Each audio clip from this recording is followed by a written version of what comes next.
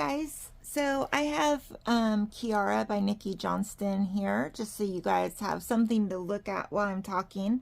And this video was actually a request, and I cannot remember if it was by Grace. I think it was Grace, but I could be wrong. If I'm wrong, I'm so sorry.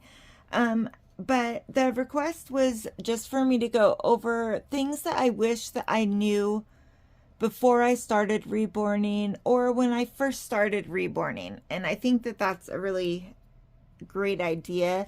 It was something I actually had on my list for a while, so that request bumped it to the top, and I'm happy to be able to do it. I wrote some basic things down, and these are in no particular order. So when I first started, the very first thing that I really wish that I had known was about learning in general.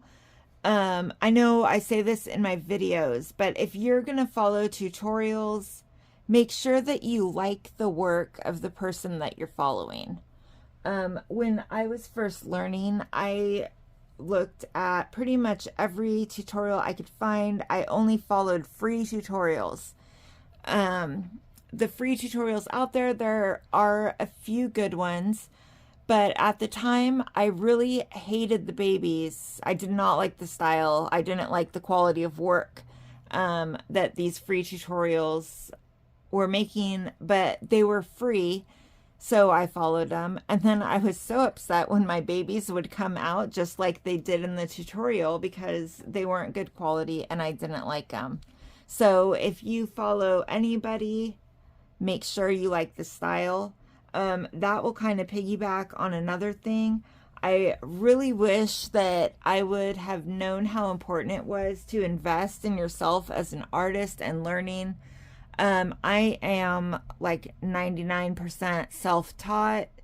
Outside of like feedback and things like that from other people. I've never taken paid classes or anything, and that's something that I really wish that I had done in the beginning. It would have saved me a few years of figuring things out and not getting great results. So yeah, I wish I would have found an artist that I loved the quality and look at their work and paid for it. The next thing is buying quality products. I cannot even tell you how much money I wasted when I first started, like a lot of people. I was trying to do it for as cheap as possible because I didn't know if I was going to get the hang of it, if I was going to like it, all of that kind of stuff. I bought a whole bunch of folk art paints, which are not suitable for painting reborns to sell. That's a whole nother thing. I know some people are like, they're fine. They do look fine initially, but they fade. They have very low quality pigments. They're not professional grade paints. But anyways, after I bought all this cheap stuff, I realized that I liked it. And so then I had to upgrade again. I ended up spending way more money than if I would have just gotten a decent small set of professional quality paints in the very beginning. The next thing is thin means thinner than you think. I know this is driven in, like anywhere you look for anything that tells you, like anyone that says, oh, here's some reborning tips, or you're asking, oh, what do you think I could do? They always say, make your layers thinner, keep your layers thin. And 99% of the time, if you think your paint layer is thin enough, it's not. Go thinner. This was something that I could not grasp when I first started. I was looking at it, I was like, this is so thin, it's like watercolor, and it was still too thick. Once you do get the right consistency, you get it, and you're like, oh, okay, I've got it, this is right. But always go thinner in the beginning. The next thing is, I guess, how long it actually takes. I'm a person where my entire life things have been very easy for me. I mean, I have not had an easy life. I've had a hard life. But when anything I've tried to do or learn, I've gotten it immediately and I've really excelled at it. So I really expected reborning to be like that for me. There are a few natural talents that are just prodigies. Their first babies are amazing. That is not the norm. I'm going to tell you right now. So for me, it was really, really frustrating. It really messed with my self-confidence. And I just really wish that I would have known that that's normal. It takes a very long time and a lot of practice before you get a baby that looks really good. It took me about 3 years to create a baby that looked like a real baby and that I was super proud of. I had a few along the road where I was like, oh, this is so great. I'm so proud of this baby. And then I would look back at it later and think, oh, how embarrassing. I can't believe I was posting that thing all over. That work sucked. But after a few years, I started churning out consistently good babies. So just know, if you're not a natural, you're in the majority, and it just takes a lot of freaking practice. Reborning is hard. We are hand painting blank vinyl to look like a realistic infant. It's not something anybody can do, and it's not something that comes quickly. It takes a lot to get to a high level. The next thing I wish that I would have known was how freaking expensive it is. When I first started, like a lot of people, I looked on Bountiful Baby, and way back then, they actually had sale kits all the time for $14.99. They would have usually 3 kits of the day, and those were all $15. So I thought, oh, I can get a kit for $15. I can get these folk art paints for 99 cents a piece. I can get a body on sale for $10, and I'm going to create a $1,000 baby with $50 out of $50 supplies. That is absolutely not true. Supplies are expensive. Especially when you start getting into doing higher end babies, you need good quality supplies. That kind of goes back to what I was saying, number 2, the good quality, buying good quality supplies and not wasting money buying mediocre stuff and then having to replace all that stuff. But I totally underestimated the sheer amount of things I would need and the different things that I would need that I didn't even know. It's like that saying, you don't know what you don't know, and it's so true. You know, when you first start, there is a really high initial investment. You need an oven, you need kits, you need paints, you're messing things up, you're going through paint, mediums, varnishes at a much higher rate than when you know what you're doing. And that initial investment is a lot. If you're wondering, should I get into reborning, should I not, and you don't have a lot of money, I really recommend that you save some money up, at least like $500 to $1,000, so that you can get good quality stuff, everything that you actually are going to need, and then you can start working on that. It's so, when you have the right tools and the right quality, it makes everything so much easier. But even to paint ongoing after that initial investment, it's expensive. I wish I would have known how much space I would need. When I first started, I was working on a very small writing desk in our bedroom. And I thought, oh, I can keep all of my reborning stuff in this USPS priority box. It was like a large flat rate box that I had under my desk. And it's not true. You really need, especially if you want to do this as a business, you need a dedicated room, ideally a very large room. Right now I have a normal size, like 10 by 12 room in my house. It is filled to the brim.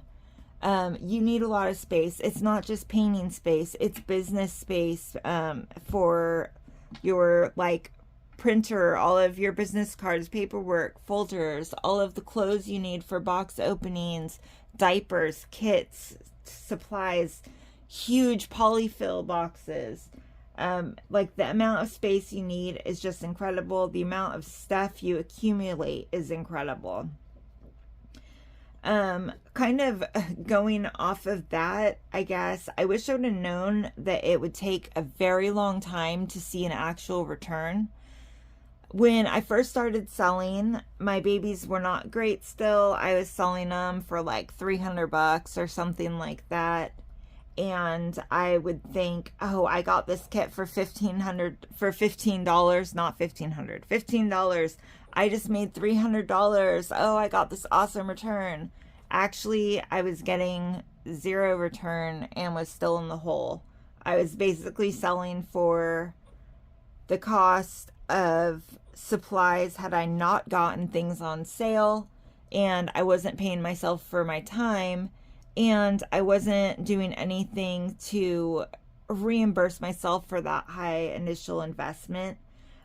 So after you consider your initial investment, all of your supplies, your time, and your, everything that you're putting into it, it can take a year to see an actual return on that investment. That's totally normal.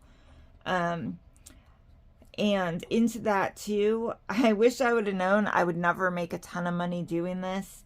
I earn a living doing this. This is my full-time job. I treat it like a job. I have a very strict schedule. I work from usually 7 or 8 a.m. to 3 p.m. Monday through Friday. I stopped working weekends, which I desperately needed to do for my mental health. But I treat it like a job, and I definitely do not get paid like I was working a full-time job. When I first started, I know I've told this story before, but I really like telling this story because I feel like most people give other reasons, and this is a super honest reason. So I saw a YouTube video, and it was an ad for another artist, and she said, you don't need any talent, you don't need any experience, anybody can create a reborn doll in under 2 weeks and make thousands of dollars. And I was like, what's that about? That's cool. And then I saw another video. It was like a short reborn documentary, and the babies on there were absolutely hideous. Maybe some of you guys know what documentary I'm talking about. It's from about 10 years ago or so. And they said these realistic dolls can sell for up to $5,000. And I mean, these dolls had the biggest plugs, like 10 hairs per hole in their heads. They had eyebrows that looked like they were painted on with a Sharpie. Like, they were so bad. And I thought to myself, these are selling for $5,000? Like, I know I'm going to make way better babies than that. And it's not true. You'll never make a ton of money. You can earn a living. You can pay yourself a small wage. If you don't have high rent, if you don't have a mortgage, you can definitely make enough money to support yourself, but you have to put a lot into it. It's not just painting a baby and selling it. You really have to do a lot to market yourself, and like with any small business, like even when you're not painting, you're responding to messages, you're posting stuff, you're always working pretty much, and you don't see that money back. Another thing is, I wish I would have known how many areas I would need to become an expert in just to make reborn dolls. Like, I was thinking, okay, I'm just going to learn how to make these dolls. I need to learn how to paint. And that's not it. You need to become like a professional photographer. You need to become a cosmetologist. You need to become like a stylist, basically. You need to be you have to create like your business cards and stuff. You have to be tech savvy. You need to be like a social media freaking star, basically. You need to post, you need to get comments. You need to know how to fix vinyl. You need to know how to do all kinds of things that you would think have nothing to do with actually painting a doll. It's super, super involved. Another thing which I feel like I actually talked about recently in my video about logos and branding, but I'm gonna say it again. That is something I wish that I really would have known. I wish I would have chosen a more mature logo to start out with, not a cutesy one. I wish I would have known if you put nursery in your business name, people are going to think that you sell plants. I wish that originally I had just gone with Emily Elliott art dolls. That's what I wish that I had done. But I wish I would have known how important your logo and your business name is. It's, you know, especially when you're getting better, you're going for prototypes, you're doing all this stuff, you want to look professional. And if you have a super childish logo, super childish business name, it's hard for people to take you seriously as a professional high-end artist. This is a really good one. I should have put this one at the very beginning.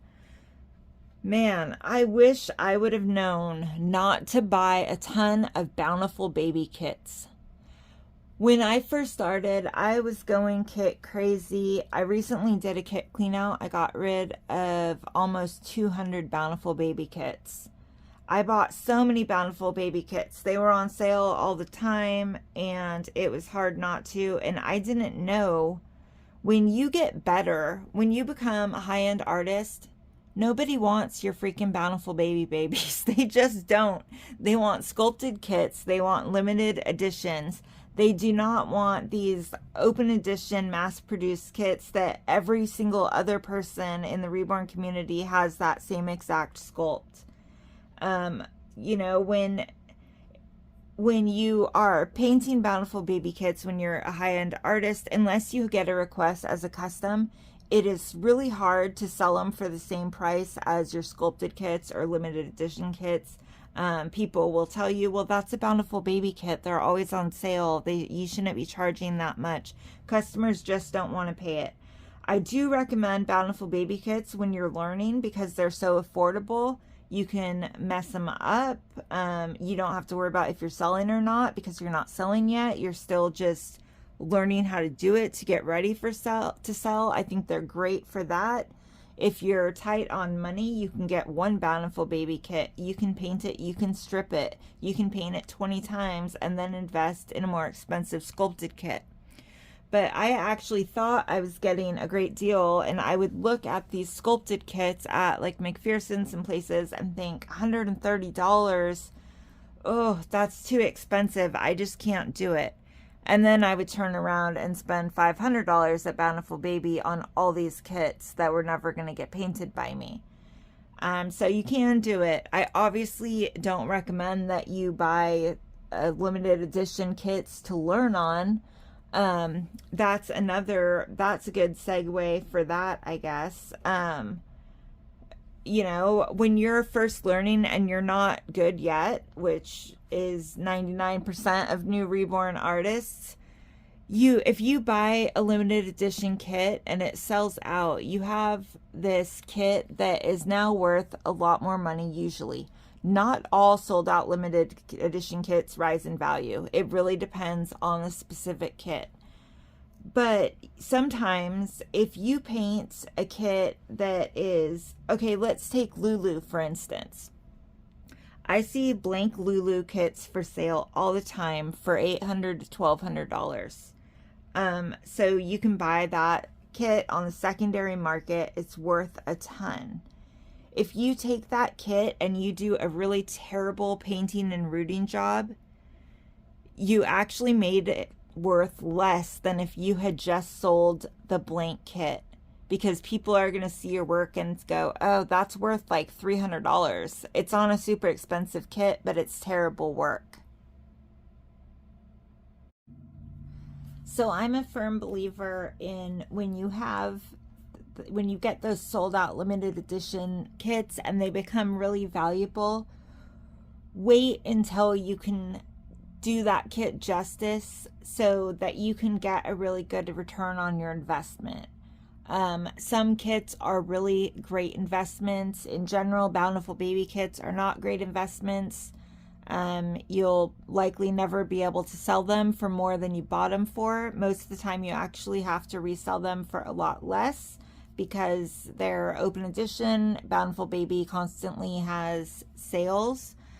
So Bountiful Baby kits aren't really going to increase in value. Open edition kits, in general, sculpted kits, you can resell, but if they're still in stock, you do have to resell them for a little bit less than the cost that they are to get directly from the dealer. But a sold out limited edition kit can be a really, really great financial investment. And unfortunately, there's a few sculptors where these are going to be popular. It takes a long time. You have to be in the community for a while before you start recognizing them. But, unfortunately, it's not like a tried and true thing. Some sculpts you think are going to be a really great investment, and they end up, nobody likes it. They just aren't good sellers. So you never really know. But yeah. Sum it up, don't buy a ton of Bountiful Baby kits. You'll never get your money's worth. You're not going to use them when you up your painting game. Try to get limited edition kits, and don't use them for practice. The next one is about building a customer base when you first start. Okay, when I first started, I heard over and over, you need to get a good repeat customer base. And that is very true, but it's not true yet when you're first starting, necessarily. You're not getting lifetime return customers, I guess I'll say. Your customers that you have right now as a brand new low-end artist selling for under $500, under $600. Those people are, okay, I'm going to say in general, because I know if I say always, I'm going to have one person pop in and say, that's not true. One time so in general, the people buying your $500 dolls are not going to be with you forever. When you get better at reborning and you raise your prices and you're creating high-end reborn dolls, those people that bought $500 dolls from you, they don't buy high-end dolls. They're going to move on to the next brand new low-end artist, and they're going to continue buying in that price range. What is going to happen is you're going to open up this whole new world that you didn't even know existed of all these amazing customers that only buy high-end dolls. They would have never seen you before because they don't even look at dolls being sold for $500 because they're only looking at high quality, higher priced babies. So I wouldn't spend a ton of time really trying to build up a huge customer base, a huge repeat customer base, all this stuff when you are still in that learning stage. I would spend that time honing your craft and really improving your skills to try to move yourself up to the next level.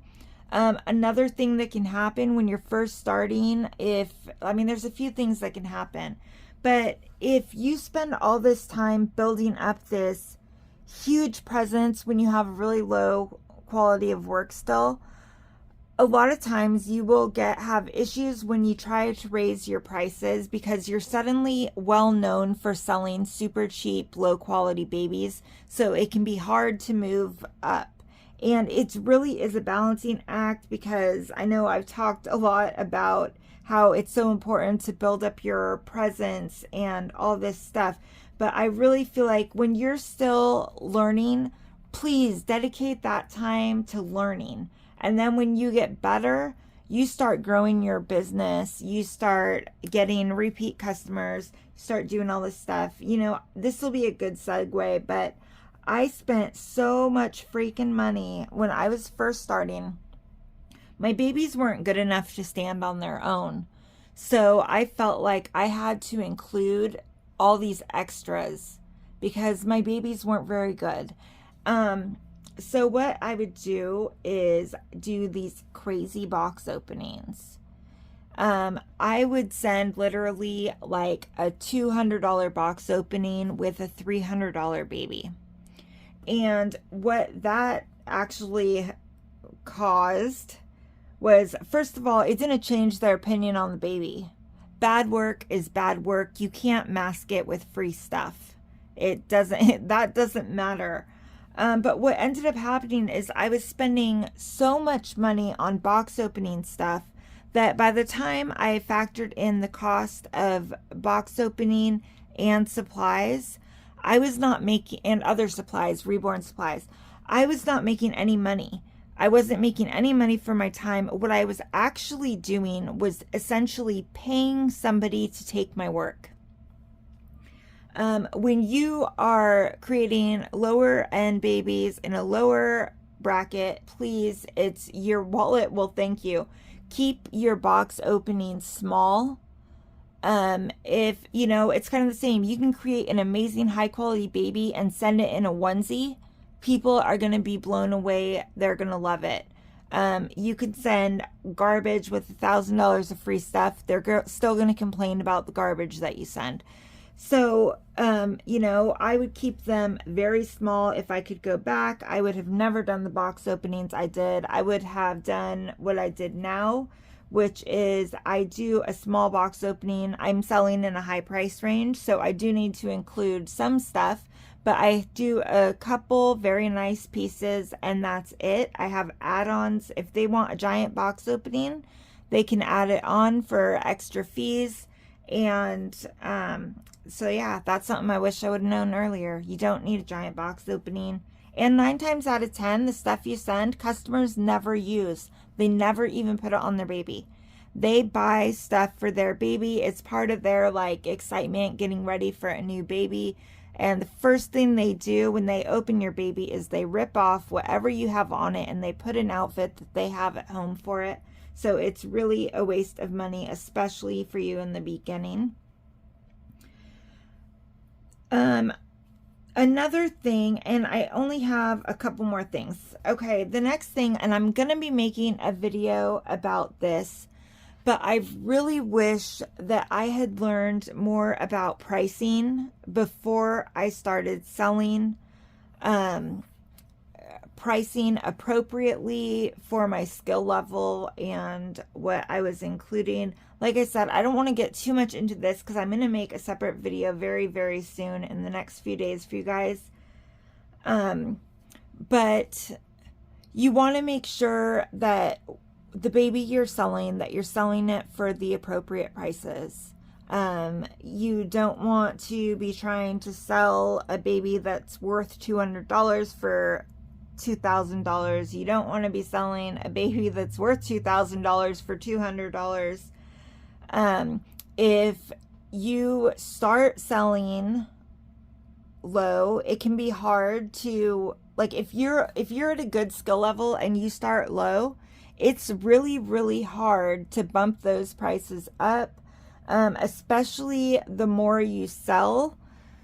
So just, I'll talk about this in another video, but research pricing, get feedback from people that you trust about the appropriate price for the quality of work you're putting out.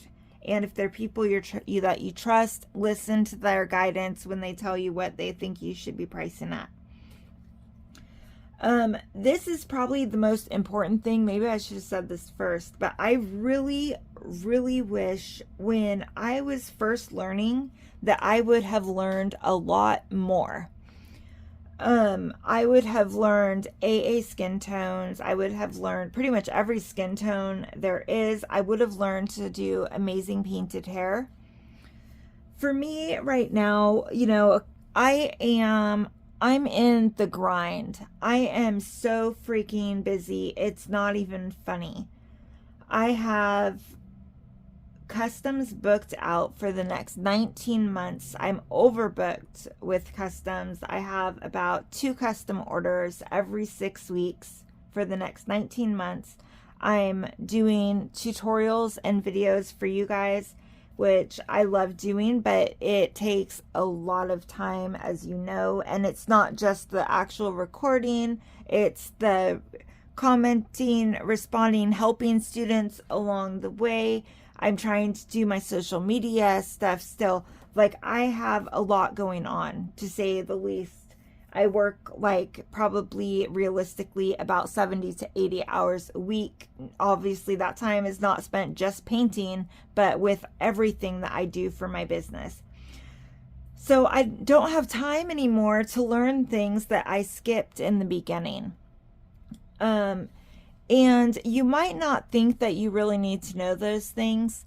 When I started getting good, I like really mastered Caucasian skin tones. They are what I feel the most comfortable with. They're the babies that I'm most drawn to. And that is probably just because my own children are, you know, it's like that for everyone. You have personal preferences. And I love a good ethnic baby, and I really struggle to paint them. It's something I'm working on right now because I want to teach you guys how to do it, but I need to master it first before I'm good enough to teach anyone else how to do it. If I would have done this in the very beginning, before I was super busy, I would be a pro by now at it.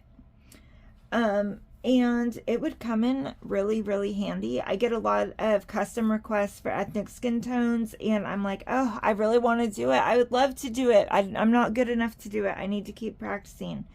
There's situations like Kiara here, for instance. This Kiara was for a doll show that I did, and she's still available. She didn't sell at the doll show.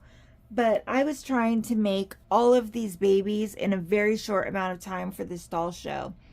I am a really great rooter. I'm not afraid to say that. I monoroot. I monoroot very well. But I did not have time to monoroot 20 babies in a couple months. So I sent Kiara out to another artist, and she is actually micro-rooted, which I don't even know how to micro-root. I learned how to monoroot. But she is micro-rooted by another artist, and I also sent out several babies to another artist to have their hair painted because I don't know how to paint great realistic hair. My painted hair I would not put on one of my boo-boo babies. It's just not good. So if I had those skills in my back pocket, even though my preference is rooted babies, my collector's preferences are generally rooted babies. Most people prefer rooted babies. But if I knew how to paint hair, I could have saved almost $1,000 because I could have just painted hair on these lower priced babies that I was going to be taking to the doll show. When you're first starting, everything is equally hard. You don't know how to do anything yet, so all of it is super hard. All of it takes a lot of practice. So while you're in your like sponge new learning stage, learn everything, even if it's not your style, even if you don't like it. Learn it so you know how to do it. You never know when you're going to need it, when it's going to come in handy, when you wish you might have had it. And that might happen at a time where you're like me, where you're in a rut. You're not a rut necessarily, but you're in the grind. You are working every single day. You're pumping out orders. You're doing all this stuff. You no longer have the time to just sit down and experiment and learn new things. I wish when I was alone in my tiny desk in my bedroom at our old house, when I was figuring all this stuff out, that I would have just paid for some classes and really learned how to do it well. This is the very last thing that I wish that I knew, is about supplies, about things getting discontinued, going out of stock, formulas changing. And I think we all really saw this for the first time on a large scale during COVID, where suddenly all these things that we normally get, we couldn't get anymore. And it really hit us hard in the Reborn community especially. There was a good year to two that we could not get hardly anything. Kits weren't being, like, it was like we could not get anything. Whatever you had before that happened is what you had. And it's only gotten worse now. When you find a product that works really well for you, that you love, buy a ton of it, just stock up and store it. There's, you know, Winsor & Newton. I don't strip babies hardly ever. I used to all the time. Luckily now I don't need to ever. But I only have this little tiny bottle, and then I bought a large lot of kits that were sold out limited editions that needed to be stripped. So I bought this giant bottle of Winsor & Newton on Amazon, and it came, and I tried to strip a kit with it, and it was like water. It wouldn't do anything. And I found out that Winsor & Newton changed their formula, and it no longer works to strip kits. A lot of people know now that a few months ago, Americana Decor Soft Touch Varnish, they changed their formula to a new formula. It's no longer compatible over heat set varnish. Over heat set paints. It will peel right off the baby about 3 to 4 months down the road. And so I know so many artists who use heat set, and they've used soft touch varnish for like 15 years. Like that is the only varnish they've ever used. They love it. And now the formula changed. So many babies got ruined, and you can't buy the original formula. Is freaking gone. All of it now is this new formula. And I can't even count how many times I've heard, I wish I should have bought in way more so that I didn't run out now. And it's like that with Genesis too. If I knew Genesis was going to go away, I would have bought like $10,000 worth of Genesis varnish just to have. So if you see something and you love it, stock up. You don't know when it's going to be discontinued or changed. All right, you guys, I think that is pretty, I'm sure there's more, but that's all I'm going to talk about now, because that is already a lot of things. But I hope that was helpful to you guys. I hope maybe some of my stuff can save you guys some time or trouble or money, and help you in your reborning journey. All right, you guys, I'll see you in the next one.